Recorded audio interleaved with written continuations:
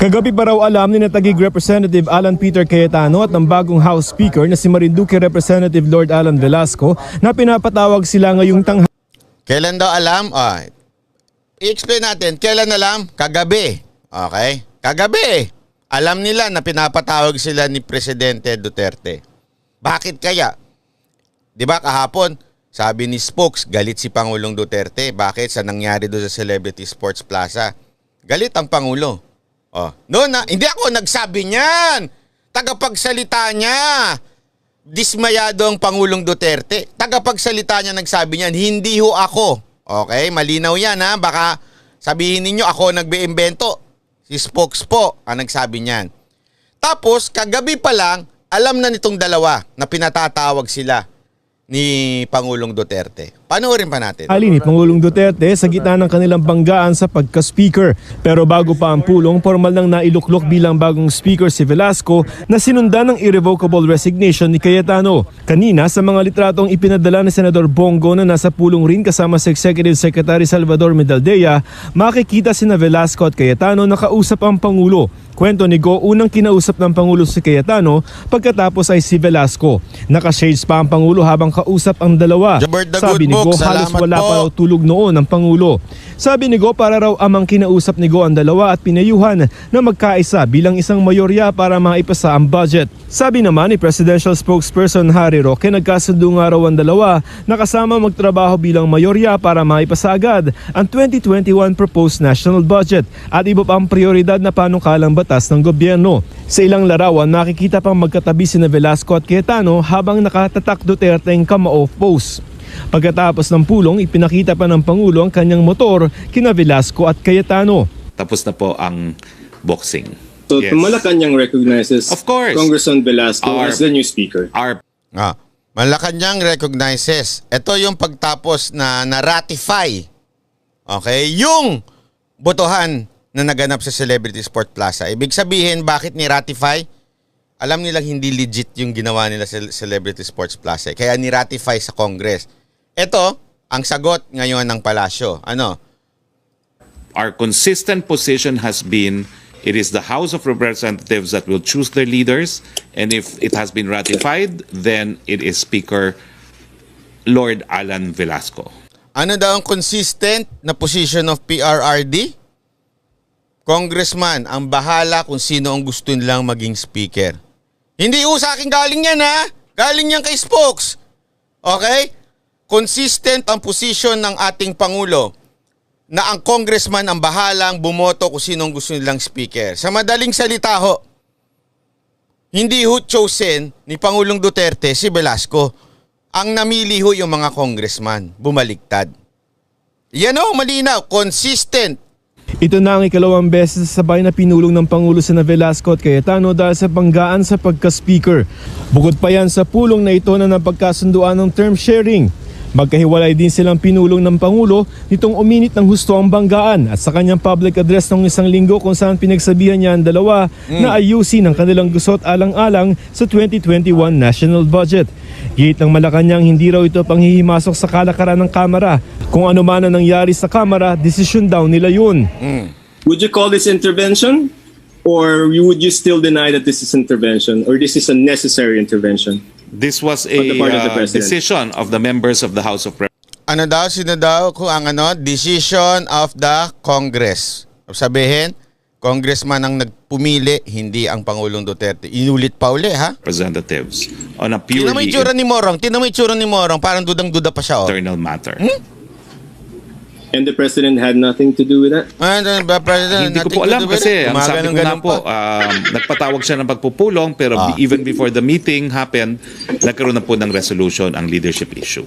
Para sa Malacanang, tapos na ang laban. Ayan! At inaasahan ni Pangulong Rodrigo Tapos Duterte na may papasa ng Kamara ang bersyon nito ng budget hanggang Biyernes para masimulan na ng Senado ang sariling pagbusisi nito sa 2021 national budget. Papasalamat po kami sa lahat ng miyembro ng Kamara de Representante dahil pinakinggan po nila yung pakiusap na ating presidente na sana isang tabi muna ang politika at isulong muna itong anti-COVID-19 budget natin para sa taong 2021. Ayan na. Maraming salamat din po kay dating Speaker Alan Peter Cayetano, and congratulations and salamat din po kay Speaker Lord Alan Velasco. No?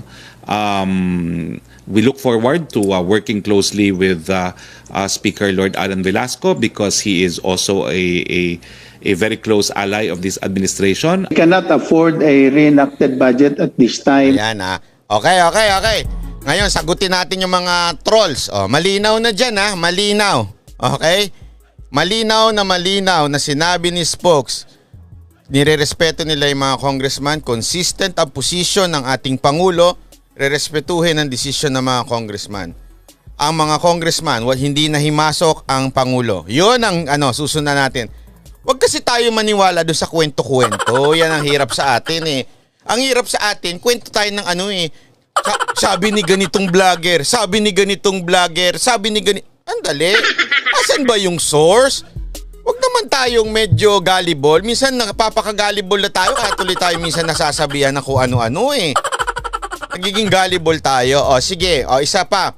Sinabi nito, pasagutin natin isa-isa. Move on na. Sabi nitong isa ni Gab. Sabi ko naman, kaya nga this will be the last na pag-uusapan natin ito. Pero kailangan natin magkaroon ng closure. Parang magjowa yan. Hindi mo basta-basta pwedeng iwan yan. O i-ghost mo. Kaya kayo nasisita ng mga jowa ninyo eh. Kailangan may closure. Hindi basta-basta, tapos na. Okay na, tapos na. Hindi pwedeng ganon.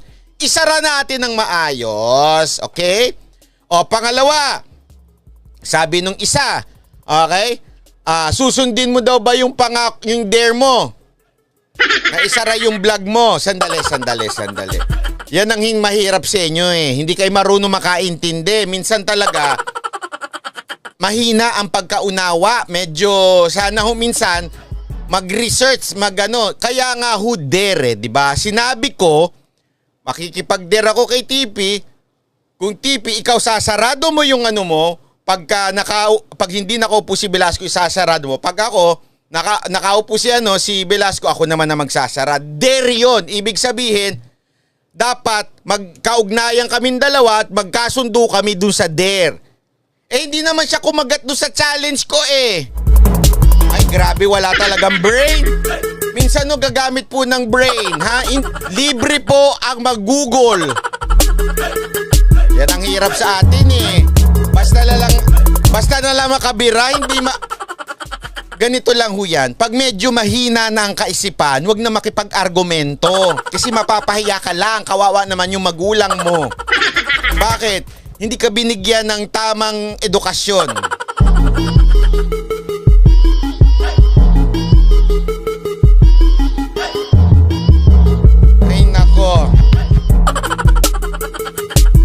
Minsan gamit-gamit ho kayo minsan ng Google.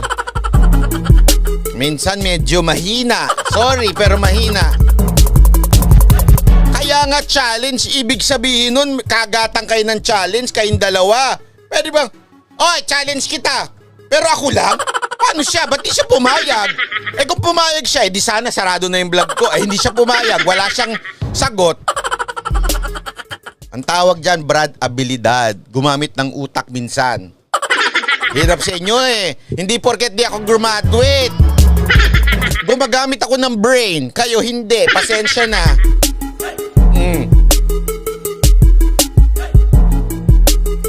Mahina ang mga jutak ninyo. Natawa ko doon. Oo nga naman. Di nga naman pumatol si Tipe. Sabi ko naman sa inyo eh. Diba challenge nga yun? Ibig sabihin, dalawa kayo. Sabi mo, pag nakaupo si Velasco, sasarado ko page ko. Pero pag nakaupo si Cayetano, pag hindi nakaupo si Velasco, sarado mo page mo. Sumagot ba si TP? Hindi. Di walang challenge na naganap, walang deal.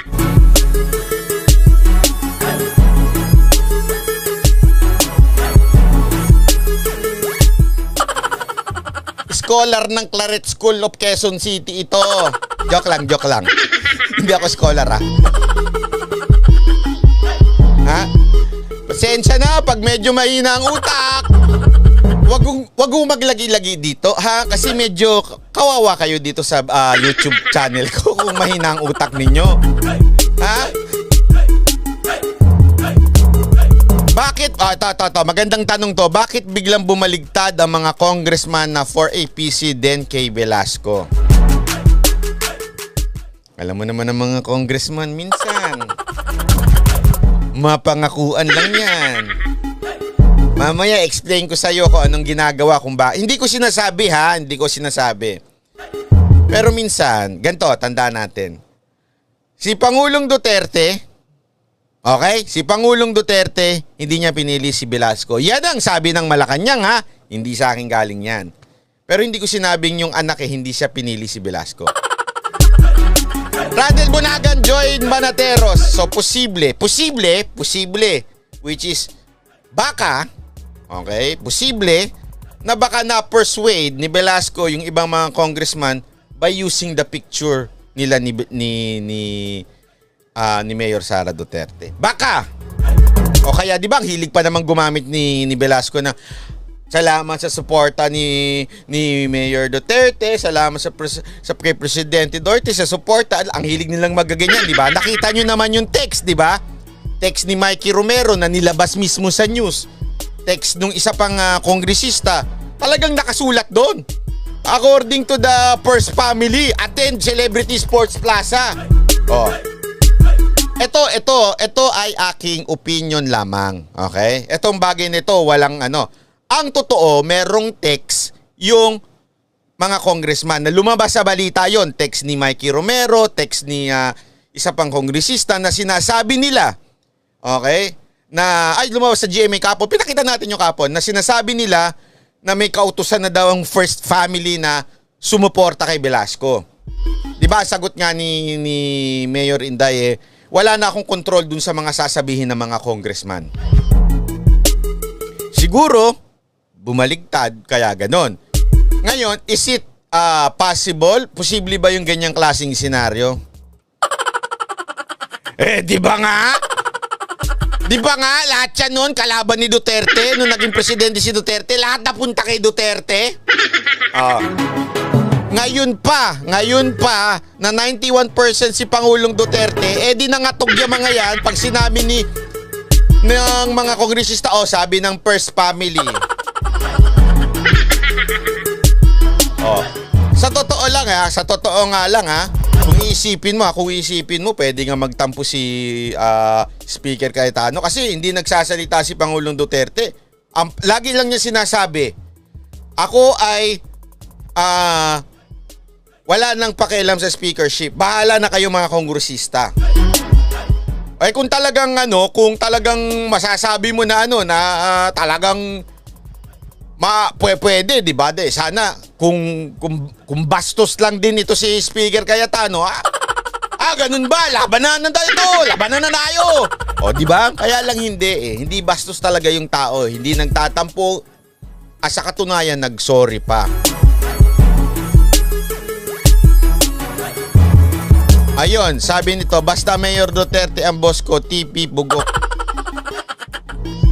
Basta ako, ito lang masasabi ko. Sir, di ba ito ang topic, Trillanets Olats kay Mocha? Yes po, kaya lang, ulitin ko uli para di tayo paulit-ulit. Kahit ang magjojowa, kailangan ng closure pag maghihiwalay. Ang mga mag-aasawa, kailangan ng closure. Kailangan natin isarado ito. Kaya natin pinag-uusapan ito. Ito na ang pinakalas na araw nating pag-uusapan about the speakership. Isarado natin ng maayos. Linawin lang natin yung facts na nangyari kanina. Then let's move on.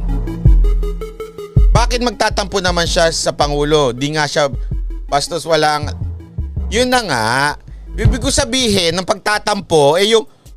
Wala naman sinasabi si Presidente Duterte, di ba? Neutral siya. Pwede siya magtampo at sabihin niya, lalaban na lang ako. Sige, wrong word yung tampo. Pwede siyang lumaban na lang. Okay, sorry the term, tampo. Lumaban na lang. Pwede na akong lumaban. Bakit?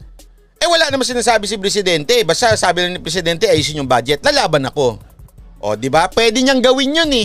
Kanina, pwede niyang gawin yun. Bakit? Wala naman sinasabi si Presidente. And yet, hindi siya lumaban. Kaya doon mo makikita yung dignity ng tao. Hindi na nga siya lumaban, nag-sorry pa siya sa Pangulo na kung mali ang pagkaintindi niya. So, hinayaan na lang niya. Kaya nga this situation, Cayetano is the bigger man. Nabasa ko lang, sabi nila. Hindi, totoo. Cayetano is the bigger man. Umangat siya. Inangat niya yung sarili niya na, hindi ako papatol. Isipin mo mga kongresista winasak yung pintuan sa Congress. Hindi, kabastusan na nga yung ginawa nila, pumunta sa Celebrity Sports Plaza Paano masasabi? Ni-ratify nila kanina Ibig sabihin, alam nilang illegal yung ginawa nila kahapon. Tapos, ni-ratify nila kanina. Ibig sabihin, pag amin nyo na illegal yung ginawa nila kahapon, ano pa ginawa? Sinira yung pinto, pinakita naman sa news, di ba? Ay, mamaya pala, di ko pa pala pinapakita. Ipapakita sa news, sinira talaga yung pinto. Congressman yan, Anak ng congressman naman buhay yan. Ay, shout out, Banat Bay, watching from Dubai. Nino Leo Rico, salamat po.